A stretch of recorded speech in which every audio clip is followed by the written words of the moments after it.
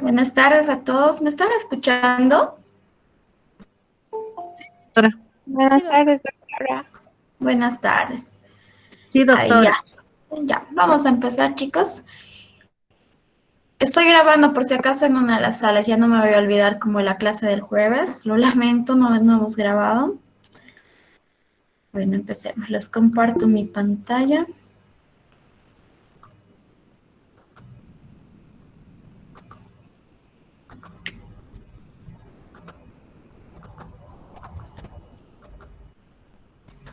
Ahora sí, los dos grupos están viendo mi pantalla, ¿no? ¿La pueden ver? Sí, doctora. Ya. Empecemos. Entonces, la anterior semana nos habíamos quedado en esta parte y hemos entrado al estudio de la diabetes, que es la principal enfermedad sobre el metabolismo de la glucosa. La diabetes se caracteriza por alteraciones con la insulina. Hemos visto los efectos, por ejemplo, que tiene la insulina y cómo es que produce estos efectos. En las tablitas que habíamos visto anteriormente, nos muestra todas las acciones sobre distintos tejidos u órganos que tiene la insulina y vemos que todos están implicados con la activación o inactivación de alguna de estas enzimas. Son las enzimas que participan en los ciclos que hemos visto, en la glucólisis, en la glucogénesis, glucogenólisis. ¿Bien? Ahora, el glucagón. Si bien el glucagón no tiene alteración durante el desarrollo de la diabetes, es una hormona igual de importante que la insulina, porque igual que ella, va a mantener los valores de glucosa estables, solo que tiene el efecto opuesto. El glucagón es una hormona hiperglicemiante, mientras que la insulina es hipoglicemiante. Y la acción que tiene sobre distintos tejidos es también a través de la activación o la inactivación de las enzimas que participan en los distintos procesos. Por ejemplo, acá en el hígado, esta primera tabla son los efectos del glucagón en el hígado. ¿Qué produce el glucagón a nivel de los hepatocitos? Que disminuyan su glicólisis para que no haya gasto de glucosa. ¿Cómo lo hace? Pues inactivando estas enzimas, estas tres, que intervienen en la glicólisis. Aumenta la gluconeogénesis en el hígado. Aumenta la producción de glucosa a partir de compuestos que no son carbohidratos, como activando tres enzimas que participan en la gluconeogénesis. Ya hemos visto eso. Disminuye la síntesis de glucógeno, la glucogénesis, como inhibiendo la glucogenosintetasa, que es la principal enzima de esta ruta metabólica. Aumenta la glucogenólisis para liberar glucosa a todo el organismo, como activando la principal hormona de la glucogenólisis, la fosforilasa. Disminuye la síntesis de ácidos grasos a nivel de los hepatocitos. ¿Bien? Y aumenta la oxidación de los ácidos grasos. ¿Para qué? Para poder manejarlos, porque el glucagón está aumentando la gluconeogénesis y por lo tanto en esta ruta quedan libres ácidos grasos. Para que no se vayan acumulando ácidos grasos, aumenta su oxidación.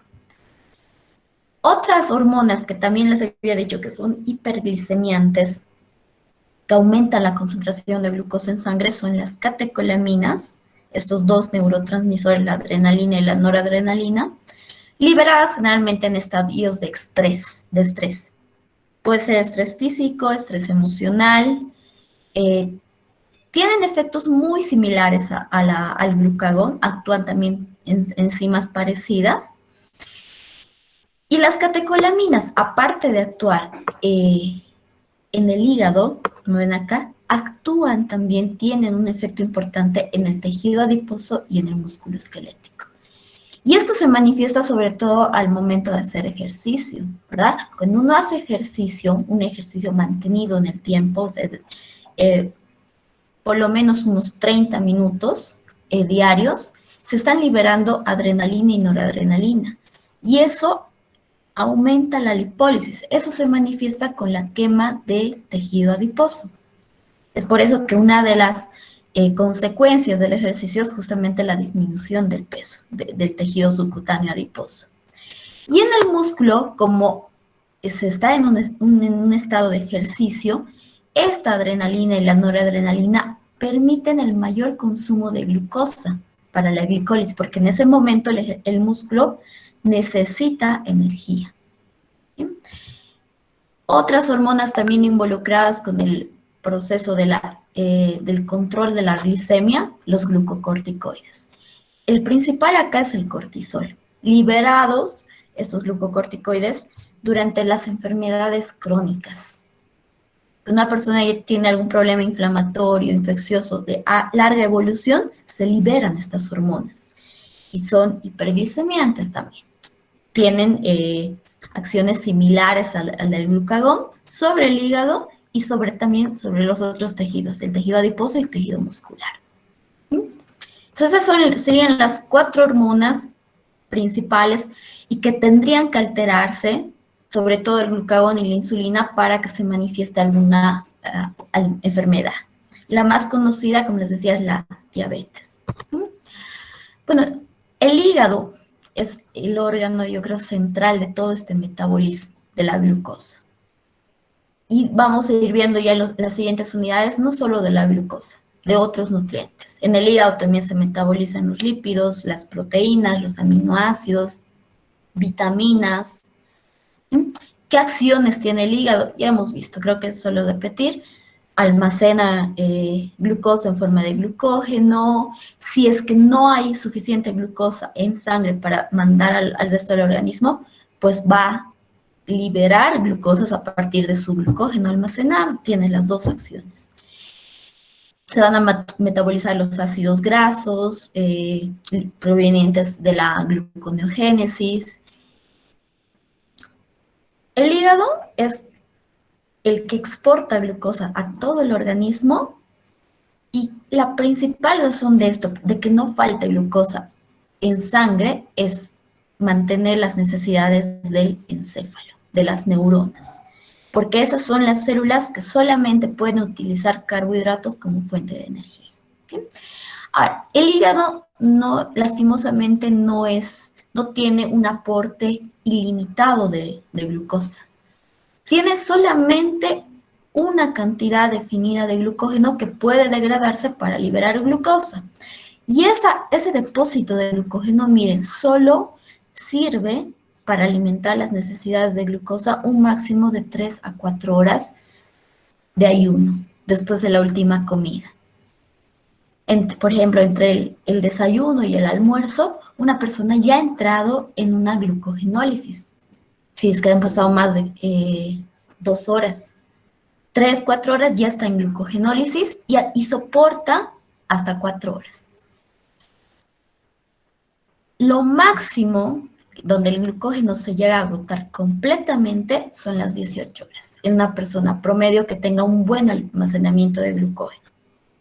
A partir de las 18 horas, ya ningún tipo de persona, ni un hígado bastante capaz de almacenar glucógeno va a poder seguir aportando glucosa. A partir de las 18 horas de ayuno, hay que poner en marcha otro mecanismo que aporta glucosa, la gluconeogénesis, que tampoco es indefinido. Va a llegar un momento en que los sustratos gluconeogénicos también se agoten, no hayan más aminoácidos que vayan hacia la gluconeogénesis, no hay ácido láctico, ya no hay tejido adiposo de donde obtener glucosa.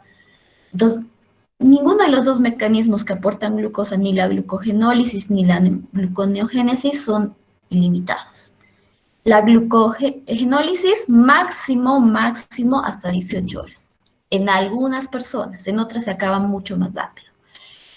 Y la gluconeogénesis también depende mucho de la persona, el almacén, el depósito de otros nutrientes que tenga. Ahora sí, hablemos de la diabetes. Entremos a hablar, a definir qué es esta enfermedad. Se conoce, su nombre completo es la diabetes mellitus.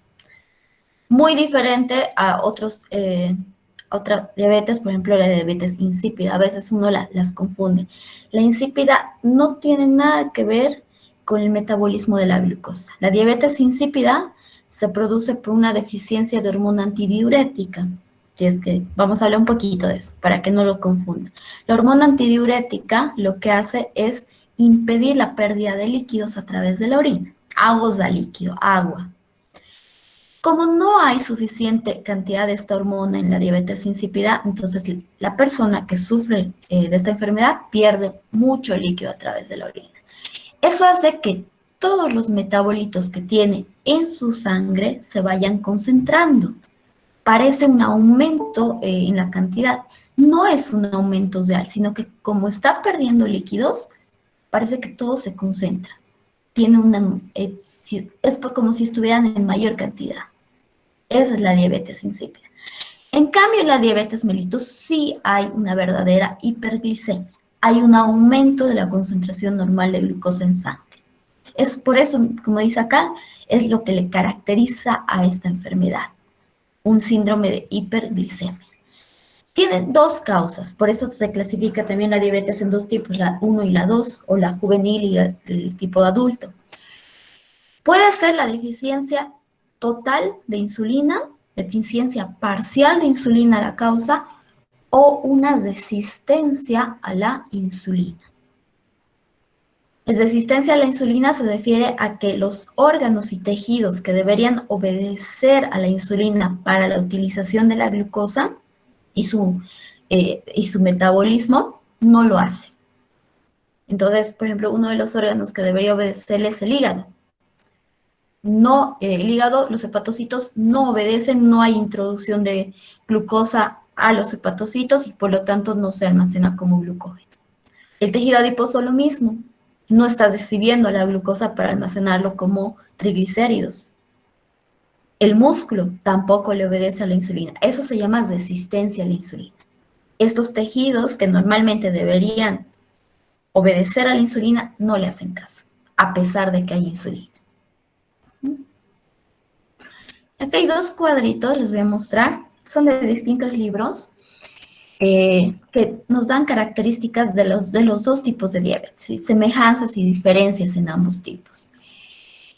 A nivel mundial y también en nuestro país, la diabetes tipo 2 es la más común. La prevalencia de este tipo de diabetes es la más común. Y este tipo de diabetes se manifiesta generalmente o tiene como causas factores ambientales o factores propios de cada paciente, su dieta, el ejercicio que realiza, la contextura corporal que tenga. En cambio, la tipo 1 no. Personas completamente diferentes que no compartan características pueden desarrollar diabetes tipo 1. ¿Sí? A ver, características clínicas, lo que nos interesa. Hasta hace unos años, bueno, a ver, vamos a ir por años. Aproximadamente hace 8, 10 años, se decía que la diabetes tipo 1 era más frecuente en pacientes menores a 40 años y la tipo 2 mayores a 40 años. Eso ha ido reduciendo. En esta tabla, como ven, la tipo 1 menor a 30 años, la tipo 2 mayor a 40.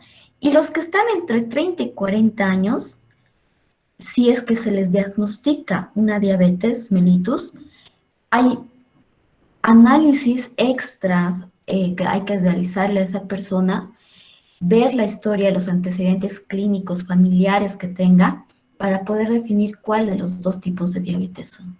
Porque entre 30 y 40 años hay una sobreposición, digamos. Hay algunos pacientes con 35 años que pueden tener diabetes tipo 1 y otros con 35 años también ya pueden haber desarrollado tipo 2.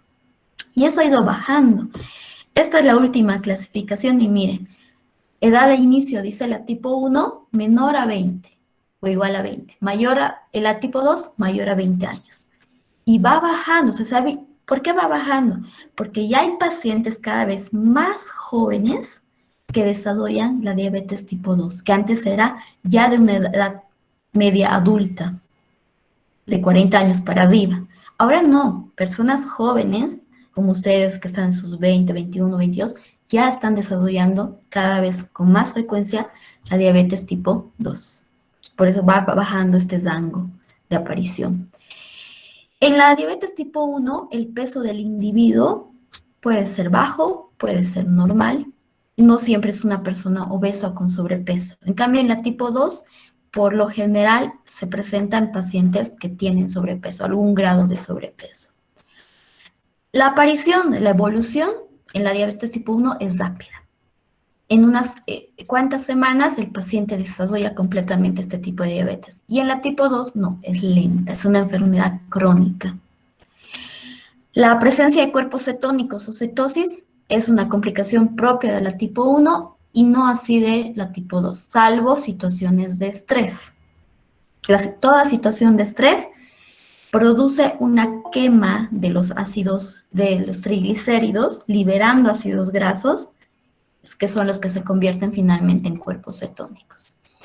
La insulina endógena, quiere decir la insulina producida por el propio cuerpo, en la diabetes tipo 1 no hay, está ausente. La diabetes tipo 1 se produce porque las células beta del páncreas, que son las productoras de insulina, quedan destruidas por autoanticuerpos.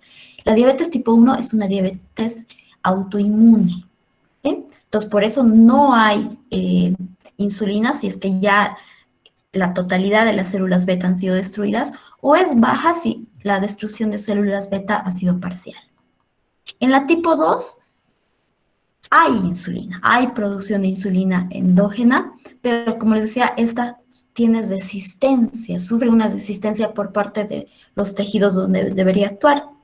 Por lo tanto, el individuo con diabetes tipo 2 cada vez necesita más insulina, más insulina, más insulina.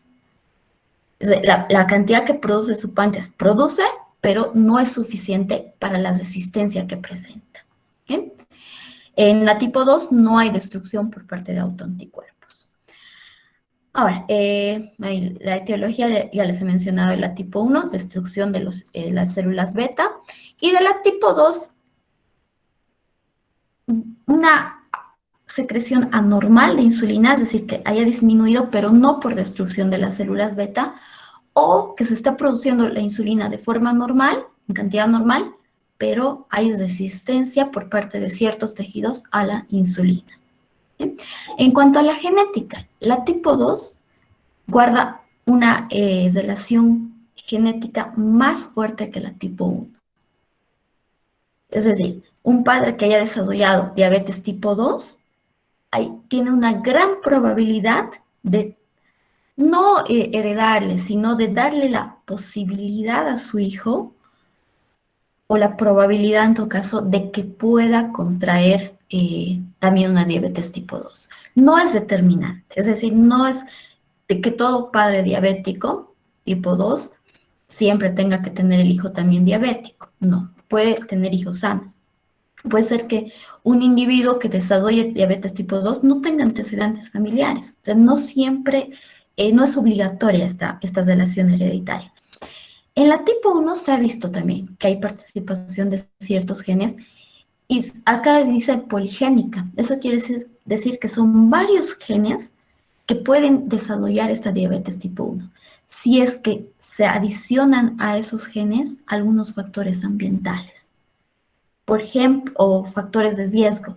Por ejemplo, el desarrollo de algún tipo de infección vírica o producción de ciertas toxinas por infecciones bacterianas que pueden haber desarrollado, hacer producir al sistema inmune anticuerpos que tengan acción sobre las células beta y se transforman ya en autoanticuerpos, destruyendo a las células beta. Entonces, ese es uno de los factores de riesgo. Infecciones virales o ciertas infecciones bacterianas previas. Que si el paciente está predispuesto, tiene las alteraciones genéticas, se va a desarrollar la diabetes tipo 1. En la diabetes tipo 2, los factores ambientales son generalmente la alimentación, el tipo de alimentación que tiene la persona, si es sana, no, con qué cantidad de carbohidratos, grasas consume, el sobrepeso que puede tener y la actividad física. Es importante. ¿Han visto durante la actividad física que se consume? Glucosa. Entonces se está manteniendo de cierta forma los niveles de glucosa normales. Bueno, y esta tablita presenta casi lo mismo, nos dice lo mismo, salvo con la diferencia de la edad Acá esta está más actualizada. Ahora ya se considera diabetes tipo 1 la edad de ocurrencia menor o igual a 20 años. Y la tipo 2 mayor a 20 años. Otra cosa acá que no estaba en el otro, acá, las complicaciones. Vamos a ver después con calma todas estas complicaciones. En los diabéticos tipo 1, la cetoacidosis es la principal complicación. En cambio, en los diabéticos tipo 2, es raro que se produzca una cetoacidosis. En ellos se produce el coma hiperosmolar no cetósico. Las características clínicas de ambos son muy similares. Ambos incluso pueden llevar al coma hiperglicémico, pero por rutas diferentes. ¿Bien? Y el tratamiento. Para la diabetes tipo 1, como no hay producción de insulina o esta es demasiado baja, tratamiento insulina, aplicación, administración de insulina. Y la tipo 2, hasta que no requiera el paciente, aunque un aumento de insulina a través de algún tratamiento exógeno, simplemente toma hipoglicemiantes orales o si no, cambios en la dieta. La primera forma de tratar de controlar la diabetes tipo 2 es con la dieta. Si la dieta no sirve, no está resultando efectiva, se pasa al uso de los hipoglicemiantes orales o estos antidiabéticos orales. Ya si estos tampoco ejercen algún efecto, se pasa a la administración de insulina. Acá están los dos tipos de diabetes, que ya los hemos visto cuál es la diferencia. La 1 es autoinmune, es una enfermedad autoinmune, hay destrucción de células beta de los islotes de Langerhans. Y en la tipo 2, lo que se produce más bien es una resistencia a la insulina. ¿Sí? Los tejidos no obedecen la acción que debería tener la insulina. En esta diabetes tipo 2, en las fases tempranas podemos encontrar estas tres características en los pacientes. Las células beta al principio de la enfermedad están intactas, completamente intactas. Y esto va a ir cambiando con la evolución de la enfermedad. Como estos pacientes tienen resistencia a la insulina, las células beta están obligadas a producir cada vez mayor cantidad de insulina para que ejerza su acción.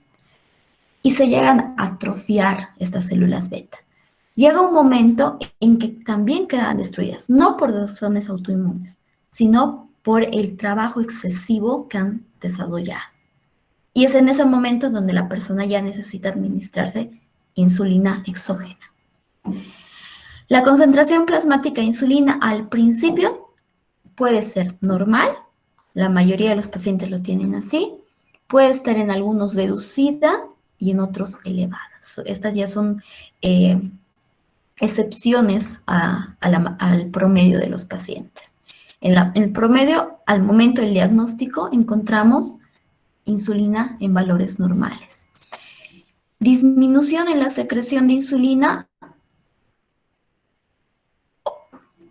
En algunos pacientes, como les explico, puede ser que presenten resistencia a la insulina y a la vez también sus células beta disminuyan la producción.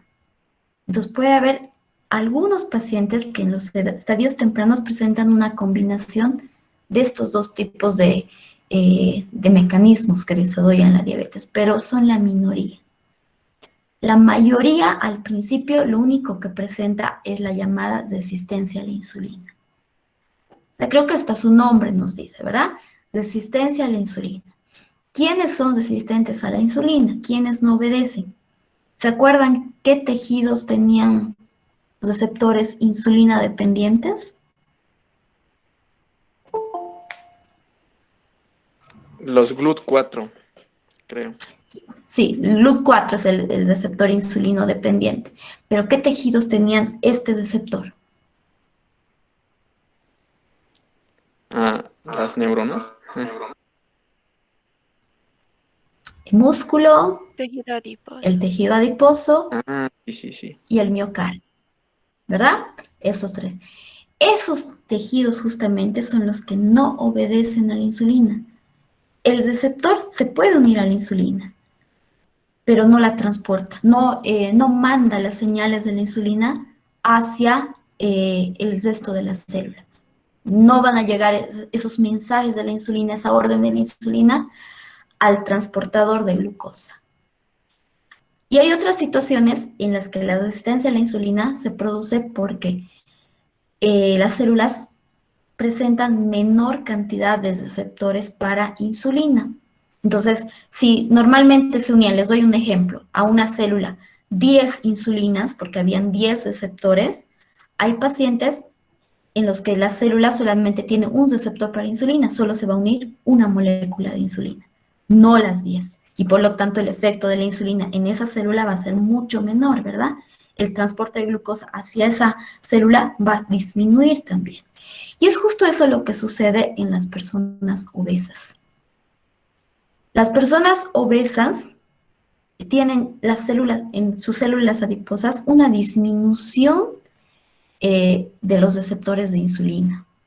Entonces su sensibilidad a la insulina está reducida, muy reducida. Por eso que hay mayor predisposición de obesos o de personas que presentan sobrepeso a desarrollar una diabetes tipo 2 que personas que tienen normopeso o peso bajo. ¿Sí? Entonces, en las personas obesas, la causa principal de desarrollo de la diabetes es justo eso, la resistencia a la insulina por un menor número de receptores. ¿Sí? Ahora, eso es lo que les decía, ¿por qué va cambiando la cantidad de células beta? Porque estas células beta que estaban al inicio de la enfermedad en cantidades normales, produciendo insulina en cantidad normal también, con el tiempo tienen que trabajar más duro para que la insulina tenga algún efecto y se van atrofiando. Se van destruyendo estas células, quedan inactivas. Se dice que se agotan las células. ¿Y qué va a producir eso? Menor secreción de insulina. Va a llegar un momento en que aparecen diabéticos tipo 1. Necesitan dosis de insulina. La diabetes tipo 1, me olvidé decirle, también recibe el nombre de diabetes insulino dependiente, porque los pacientes dependen de la administración de insulina para tratar su enfermedad. En cambio, la diabetes tipo 2 son los no insulino dependientes. Ellos, por lo menos al principio de la enfermedad, no van a necesitar insulina. Simplemente necesitan o modificar la dieta, el ejercicio también, o los hipoglicemiantes orales. Bueno, este es un caso para que vean esto, lo que sucede a veces con las células beta de los islotes de Langerhans. Hay una enfermedad, un síndrome que desarrolla en algunos pacientes con diabetes que se llama amiloidosis de los islotes. ¿Qué sucede aquí? Hay una molécula, una hormona que se llama amilina, que también es producida por las células beta. O sea, las células beta producen insulina, la principal hormona que producen, el péptido C, que es como un accesorio de la insulina, es la parte que activa a la insulina. O sea, si la insulina no se une al péptido C, no está activa. Y otra hormona que producen las células beta es la amilina, menor cantidad. La amilina junto con la insulina actúan en ciertos tejidos. Por ejemplo, actúa a nivel del tejido gástrico y retrasa el vaciado gástrico. Actúan sobre el encéfalo, ambas, insulina y amilina, y hacen que se inhiba el apetito. Es una de las formas de controlar el apetito. ¿Qué pasa si no está la insulina presente? Si las células beta no están produciendo insulina por el agotamiento que han sufrido. La amilina no va a cumplir no va a tener esos efectos, o sea, no va a poder migrar junto a la insulina hacia el encéfalo, hacia el tejido gástrico, entonces se va acumulando en las células beta. Y se pliega de una forma anormal. La amilina es una proteína, ¿verdad? Hay plegamientos en la estructura secundaria de las proteínas. Tiene un plegamiento normal y eso forma el amiloide de los islotes. Es un depósito de amilina, el amiloide. Y eso incrementa más el atrofiamiento de las células beta. Es otra forma en la que poco a poco van a ir reduciendo el número de células beta de los islotes de Langerhans. Pero solo algunos pacientes diabéticos desarrollan esa situación, no todos. Bueno, ahora, en la diabetes, miren lo que dice el título, el metabolismo está regulado igual que la inanición. Inanición es la falta de consumo de alimentos, ayunos prolongados. ¿Qué sucede? Que ya hemos visto, ¿qué sucede cuando una persona no ha consumido algún alimento, no ha tenido algún aporte de glucosa exógena? Se activan, ya a las 3, 4 horas se activa la glucogenólisis para aportar glucosa, luego de las 18 horas entra en acción la gluconeogénesis también para aportar glucosa. Eso pasa en la inanición, es con lo que hemos empezado la clase de hoy. Ahora, en la diabetes sucede lo mismo. No importa si el paciente diabético acaba de consumir una comida rica en carbohidratos, esa glucosa no se puede utilizar. Su cuerpo lo ve como si no tuviera ese aporte exógeno de glucosa, porque las células que necesitan esta glucosa no la aceptan o no están obedeciendo ciertos tejidos a la acción de la insulina y por lo tanto no pueden introducir la glucosa en sus células. Entonces, sucede lo mismo que en la inanición. ¿Qué mecanismos se van a desarrollar? La glucogenólisis. Los depósitos de glucógeno en el hígado se agotan. ¿Para qué? Para aportar glucosa y que ésta salga a la sangre. El tejido adiposo se hidrolizan los triglicéridos de este tejido adiposo, liberan por un lado glicerol que puede entrar a la gluconeogénesis y por otro lado los ácidos grasos que han quedado libres se pueden transformar en cuerpos cetónicos y estos cuerpos cetónicos son peligrosos. Si estos se acumulan en sangre, pueden viajar hacia el tejido, al sistema nervioso central y lo deprimen. Son depresores del sistema nervioso central. El músculo no aporta con glucosa a la sangre, pero sí aporta con aminoácidos provenientes de las proteínas depositadas en el músculo. Los aminoácidos, todos, con excepción de 2, son gluconeogénicos, van a aumentar los valores de glucosa. Todos esos dos procesos, glucogenólisis y gluconeogénesis, se desarrollan en el hígado. Y el hígado está liberando esa glucosa. Y vean, esa glucosa, que ya está de por sí alta en sangre con los alimentos y ahora está incrementándose más con estos mecanismos endógenos, quiere ingresar al músculo para ser depositado tal vez como glucógeno en el músculo o para que el músculo lo utilice para la generación de energía. Miren cómo se bota. ¿Por qué hay ese rebote? Porque este músculo tiene transportadores de glucosa GLUT4, que son dependientes de insulina. Este músculo no le está obedeciendo a la insulina, no va a transportar glucosa a su interior. La glucosa se rebota, sigue aumentando en sangre.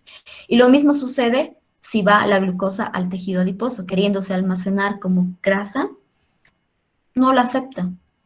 No hay una aceptación de la glucosa, vuelve a sangre. Y los niveles de glucosa en sangre siguen aumentando.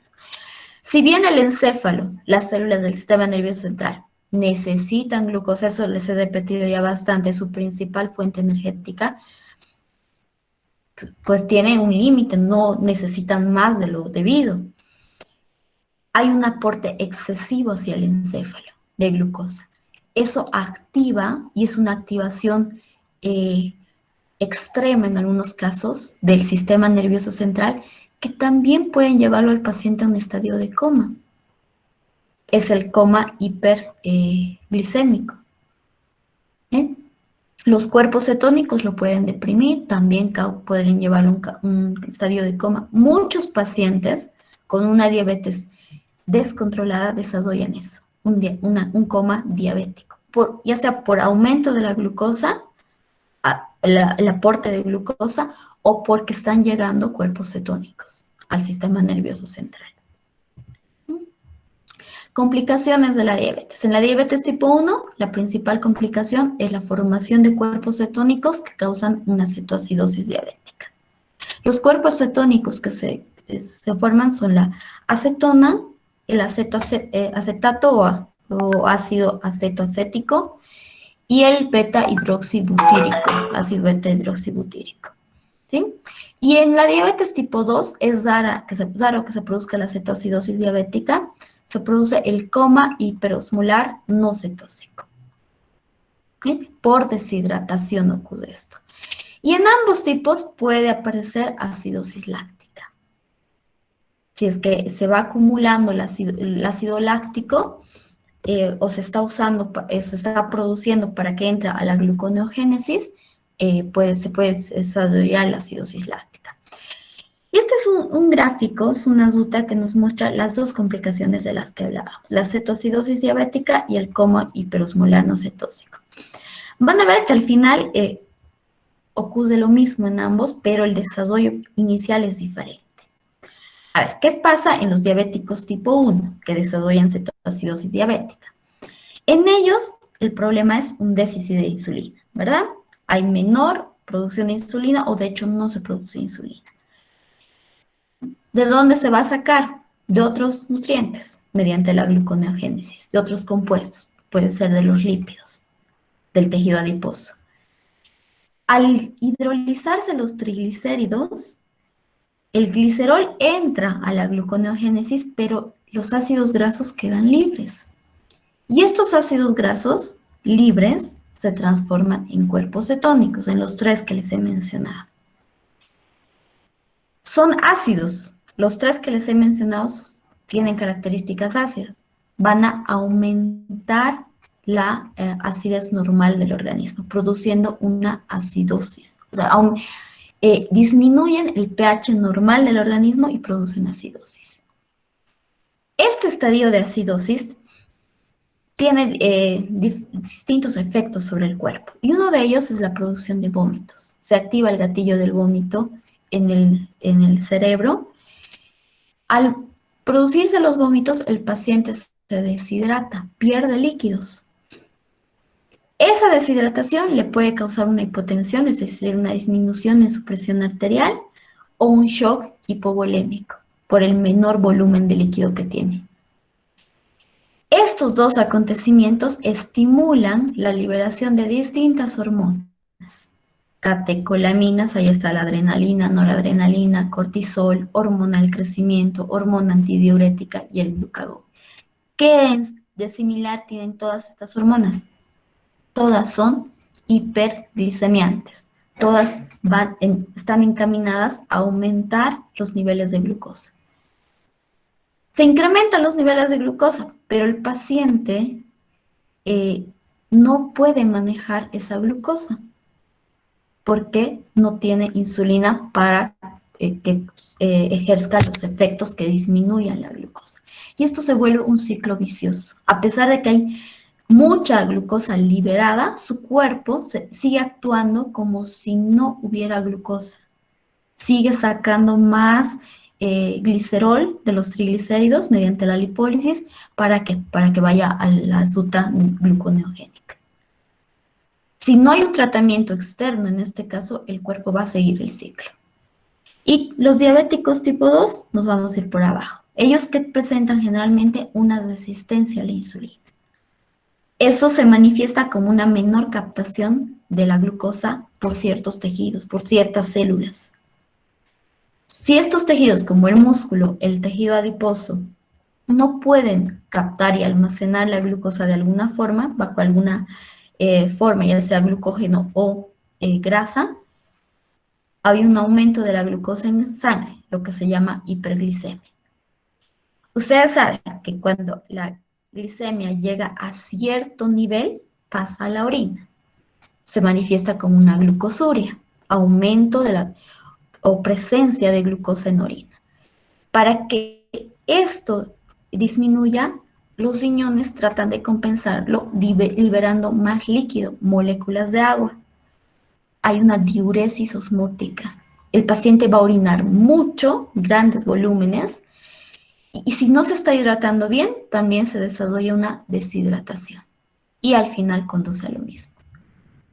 Hay en disminución de la presión arterial, un shock hipovolémico, se liberan estas hormonas hiperglicemiantes, aumenta la glucosa en sangre y eso alimenta más a esta hiperglicemia.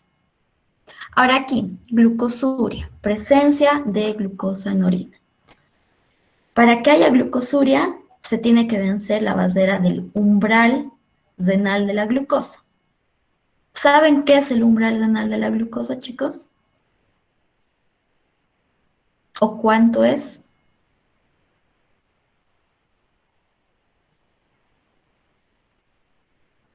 Veo que no. Entonces, vamos a definir qué es el umbral renal de la glucosa. Entiendan bien, es la concentración en sangre. Primero tienen que saber eso. Concentración de glucosa en sangre. Sí estamos hablando de renal, estamos hablando de glucosa en orina, pero no es concentración en orina, sino el umbral renal de la glucosa es la concentración de glucosa en sangre a la cual la reabsorción de glucosa en los túbulos renales ya no es completa.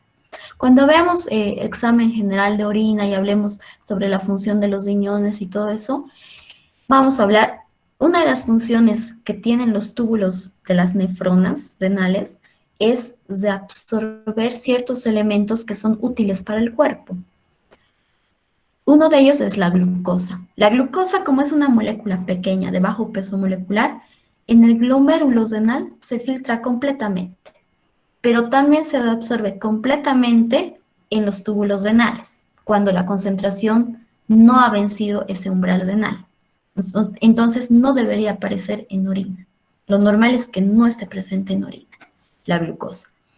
Si es que una persona tiene un valor de glicemia mayor a 160 o 100, el rango va entre 160 a 180 miligramos por decilitro en sangre, esa reabsorción en los túbulos renales ya no es completa. Parte de la glucosa que se ha filtrado no se reabsorbe y por lo tanto pasa a la orina. Y ahí aparece la glucosuria. Entonces, umbral renal de la glucosa es la concentración en sangre de glucosa a la cual la reabsorción tubular ya no es completa. Parte de la glucosa se va a la orina. ¿Sí? Bueno, estas son las tres complicaciones también, la cetoacidosis, el coma hiperosmolar no cetóxico y la acidosis láctica. La glucosa en sangre en estos tres casos, en los dos primeros es alta, sí, hay una hiperglicemia. En la acidosis láctica, en esta complicación, la glucosa a veces suele estar normal en algunos individuos y en otros está alta. Presencia de cuerpos cetónicos en la cetoacidosis diabética. En el coma hiperosmolar no cetóxico de los diabéticos tipo 2 no hay cuerpos cetónicos. Y en la acidosis láctica también es variable. Algunos pacientes que desarrollan esta complicación pueden presentar cuerpos cetónicos y otros no. La acidosis. Esta acidosis es moderada a grave en los pacientes que desarrollan cuerpos cetónicos. En los que han desarrollado el coma hiperosmolar no cetóxico no hay acidosis. Y en los que presentan acidosis láctica como complicación es muy grave la acidosis. El pH disminuye, el pH corporal disminuye a niveles bastante bajos. Deshidratación, en los dos primeros tipos de complicación es prominente. Quiere decir que hay una deshidratación severa. Eso es lo que hemos visto acá, ¿verdad? Los dos conducen a este punto de deshidratación.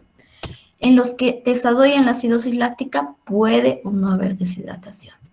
Y la hiperventilación, que es una forma de compensar la acidosis presente, se manifiesta en los que sí han desarrollado acidosis, que son la cetoacidosis diabética y la acidosis láctica. En ellos el paciente se hiperventila, está inhalando y exhalando demasiado rápido, una frecuencia muy rápida. En el coma hiperosmolar no cetóxico no hay este caso, no hay hiperventilación. Ahora, a ver, con estos datos Ayúdenme a resolver este caso. Dice, es una paciente diabética de 22 años.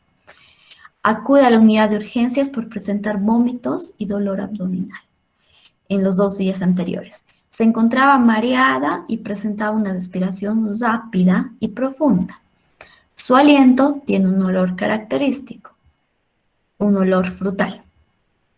¿Cuál es el diagnóstico más probable? A ver, primero ahí, ¿quién me dice? ¿Cuál de la... ¿Perdón? Sería diabetes tipo 1. Tipo 1, 1. ¿verdad?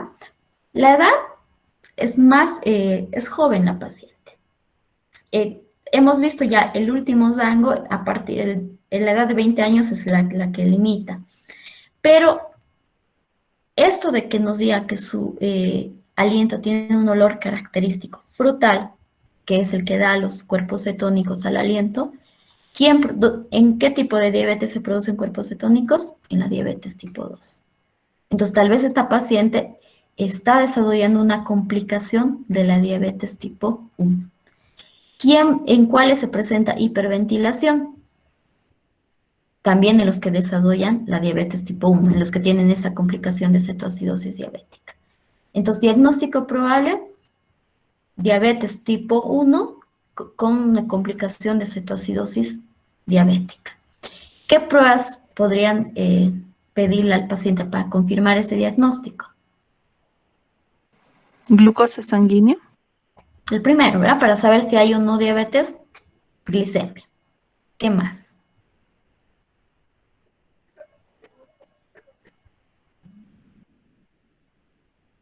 Presencia de cetonas, doctora, en orina puede ser. En orina y en sangre se puede hacer cuerpos cetónicos. Es más común en orina, ¿verdad? Porque con la tira reactiva ya uno puede saber si hay o no cuerpos cetónicos. Y también glucosuria se podría ver, para ver si ha vencido el umbral renal de la glucosa, si está tan incrementada su glucosa.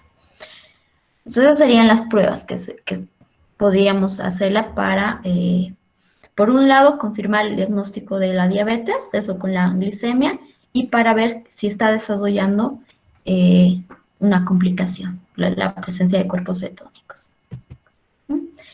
Y otro tipo de complicaciones que hay en la diabetes, las que veíamos son complicaciones agudas. Y las complicaciones que se desarrollan con el paso del tiempo, si es que es un paciente que no está controlando sus niveles de glucosa, micro y macroangiopatías, es decir, complicaciones o daños a nivel de los capilares sanguíneos o de venas y arterias. Macroangiopatía se refiere a complicaciones en vasos sanguíneos grandes, de gran calibre. Y microangiopatías, complicaciones en vasos sanguíneos de pequeño calibre, como son los capilares. Puede presentar retinopatía. Muchos pacientes diabéticos quedan ciegos con el tiempo. Hay una degeneración de su retina. Nefropatías. La mayoría de los pacientes diabéticos que no han controlado van a acabar como enfermos renales, con una insuficiencia renal crónica. Y neuropatías. Esto puede conducir, por ejemplo, al coma. También hay una degeneración de las células neuronales. Bueno, ahí vamos a quedar, chicos. ¿Alguna pregunta que tengan sobre esto? Doctora, una pregunta. Cuando el paciente es insulino resistente y se le da el tratamiento para lo que es prevenir la diabetes o el desarrollo de la diabetes, ¿el paciente ya no va a tener la predisposición a desarrollar diabetes o todavía tiene esa complicación cuando sea más adulto? La diabetes no se cura, ni tipo 1 ni tipo 2. No tiene cura. Es una enfermedad para toda la vida. Lo único que hacen los pacientes es controlar su enfermedad. Por un lado, si es diabetes tipo 1, tienen que controlar con insulina. Toda su vida se van a tener que administrar insulina. Y los diabéticos tipo 2, puede ser simplemente la dieta que les esté controlando sus niveles de glucosa, pero eso va a tener que ser igual toda la vida. Es tratar de controlar la diabetes tipo 2 solo con la dieta. Por el resto de tu vida es difícil. Algún momento vas a necesitar hipoglicemiantes orales. También, toda la vida. Y si ya no son suficientes, insulina, toda la vida. Entonces, no se cura. No hay un momento en que ellos puedan dejar el tratamiento. Hay pacientes, se van a encontrar ustedes en la vida, diabéticos, que dicen, me he curado. Creen que están consumiendo bien su tratamiento, han modificado su dieta y ven que sus valores de glucosa han vuelto a lo normal y dejan el tratamiento porque creen que se han curado. Eso no es cierto. Apenas dejen el tratamiento, los efectos de esos medicamentos desaparecen y otra vez su glucosa se eleva. Eso es algo que ustedes recomienden. A pesar de que la glucosa esté normal, eso no significa que el paciente ya no es diabético. Es una enfermedad crónica. Gracias, doctora. Doctora, una pregunta. Sí. En el caso de un paciente que esté consumiendo, póngase, he visto yo muchos pacientes diabéticos que consumen metformina. Uh-huh. Las concentraciones van bajando cada cuánto o cómo se hace eso, doctora. La concentración, o sea, ¿estás de glucosa o la dosis del medicamento? ¿Cuál me estás preguntando? La dosis de medicamento, doctora. La dosis de medicamento, el médico le va a indicar al paciente de acuerdo a los exámenes de control que tenga. Puede, generalmente al inicio o al momento del diagnóstico de la enfermedad, la hiperglicemia suele ser bastante incrementada. Seguro la dosis en ese momento va a ser alta del medicamento. Pero a medida que vaya controlando esta glucosa, ya llegue a valores, si bien no sean normales, porque es difícil que un paciente diabético tenga una glicemia totalmente normal, pero que solamente estén aumentadas ligeramente. En ese momento el médico va a bajar la dosis. Depende también mucho de del peso de la persona, de la contextura, de la edad de la persona. Y se puede mantener bajo mientras la glucosa se mantenga controlada. Los pacientes diabéticos están todo el tiempo con controles. Se hacen glucosa en sangre cada 3 meses. Y hay otra prueba que vamos a ver, no sé si ya la han tocado en práctica, se llama hemoglobina glicosilada, que sirve para verificar los niveles de glucosa en un paciente, no en el día que se está haciendo la prueba, sino hasta 3 meses antes. Ver si ese paciente realmente ha tomado el medicamento, ha controlado su dieta o no.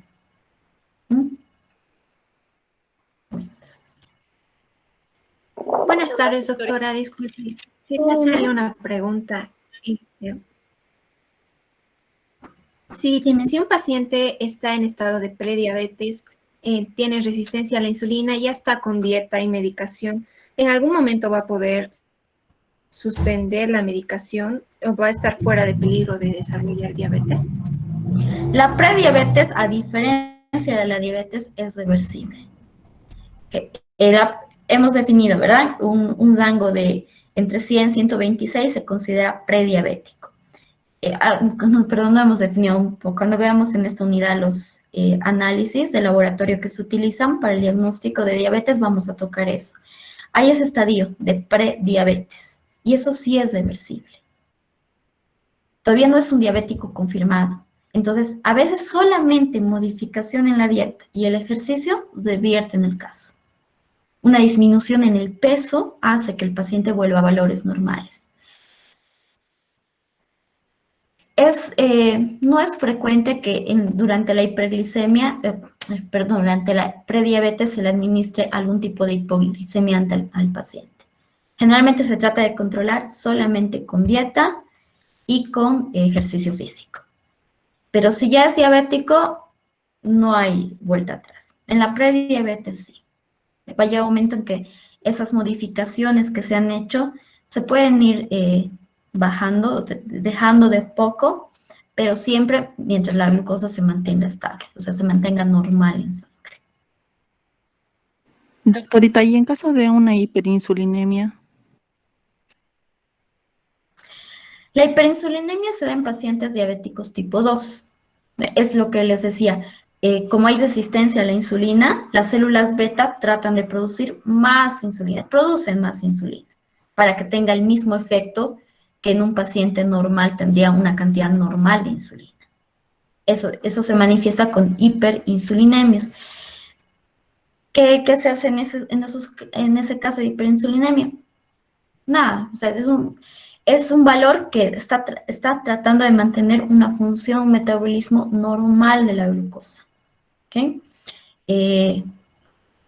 No va a ocasionar un daño en la hiperinsulinemia, no se le da un tratamiento para la hiperinsulinemia. O sea, es un estadio fisiológico que el cuerpo ha desarrollado para un poquito contrarrestar la resistencia a la insulina.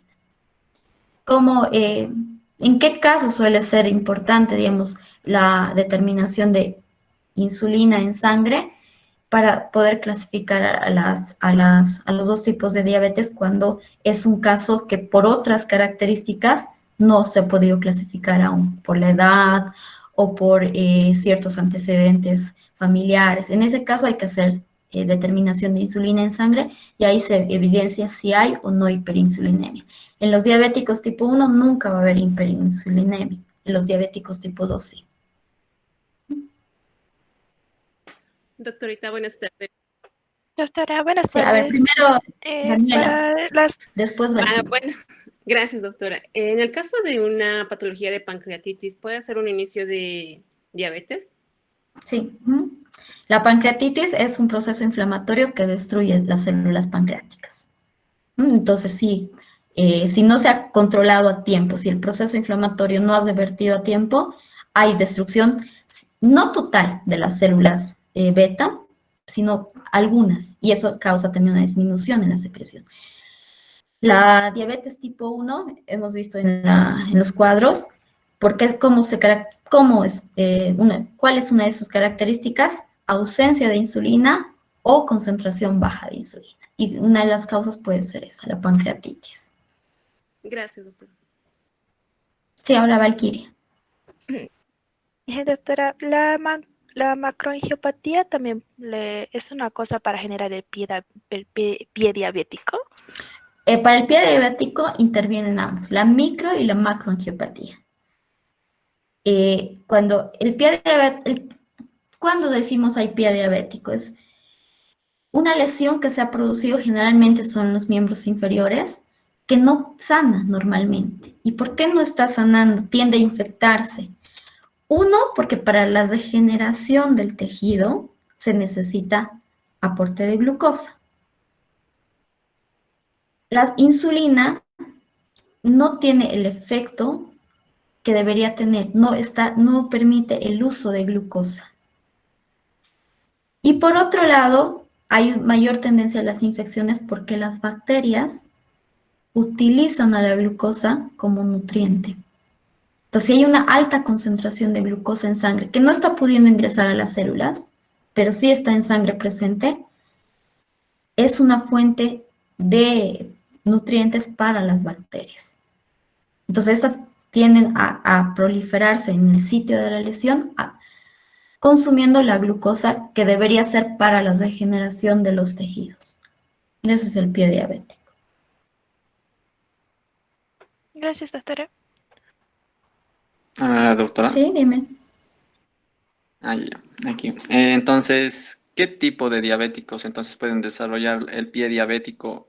¿Ambas diabetes o la una en especial? Ambos. Esas complicaciones tardías que les he mencionado al final, que son la micro y la macroangiopatía, son las causas del pie diabético, en ambos pacientes se puede desarrollar. Si es que los niveles de glucosa no están controlados. Gracias, doctora.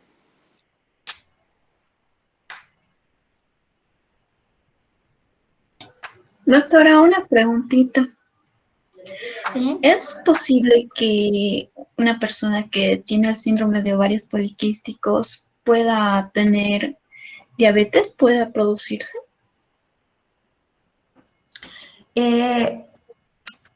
Las personas con el síndrome de ovarios poliquísticos no está directamente relacionada a la diabetes, sino a la resistencia a la insulina y a la intolerancia a la glucosa. Son dos síndromes que se producen. La resistencia a la insulina, ya saben, los tejidos no le están obedeciendo a la glucosa, a la insulina. Y la intolerancia a la glucosa se desarrolla también en parte por eso. Una persona con síndromes de ovarios poliquísticos, a la vez de tener ese problema, no está pudiendo manejar, controlar sobrecargas de glucosa. Llega un momento en que sí, tiene los valores normales, pero apenas consuma un alimento rico en carbohidratos, va a tardar más que el resto de las personas en procesar esos carbohidratos, en metabolizar la glucosa y volver a valores normales. Eso se llama intolerancia a la glucosa. Y puede en parte deberse a una resistencia a la insulina, pero no siempre se va a manifestar o va a acabar en una diabetes. ¿Sí? No todo paciente con resistencia a la insulina acaba en una diabetes. Es uno de los casos. El síndrome de ovarios poliquísticos tiene relación con la resistencia a la insulina, pero no está ligada obligatoriamente a la diabetes. No sé si me has comprendido. Sí, Si doctora. se controla el síndrome de ovarios poliquísticos, también la resistencia a la insulina va a disminuir.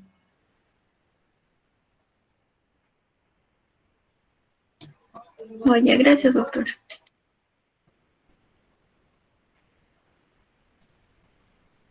Uno de los tratamientos, por ejemplo, para el síndrome de ovarios poliquísticos son hipoglicemiantes orales. Es la metformina.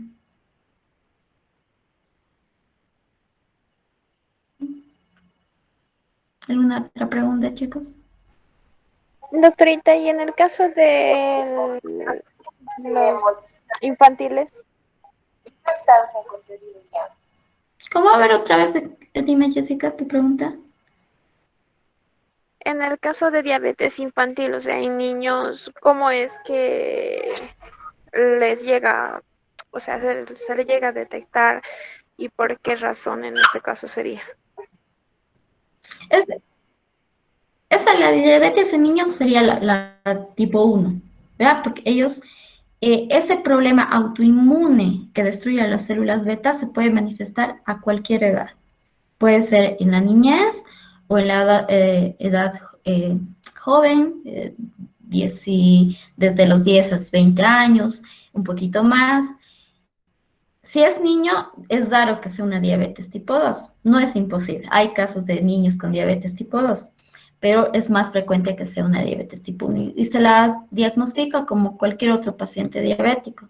Va a llegar un momento en que presente polidipsia, poliuria, polifagia, van a hacerle seguro una determinación de glicemia, van a verificar que su glicemia está alta en sangre, todo eso. O puede ya incluso diagnosticarse cuando está presentando algún tipo de complicación aguda, una cetoacidosis, por ejemplo.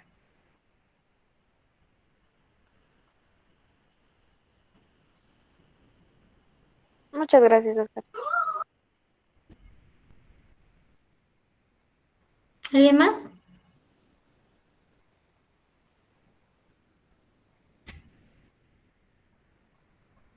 Bueno, entonces si no hay nada más, nos vemos mañana, chicos. 7 menos 4.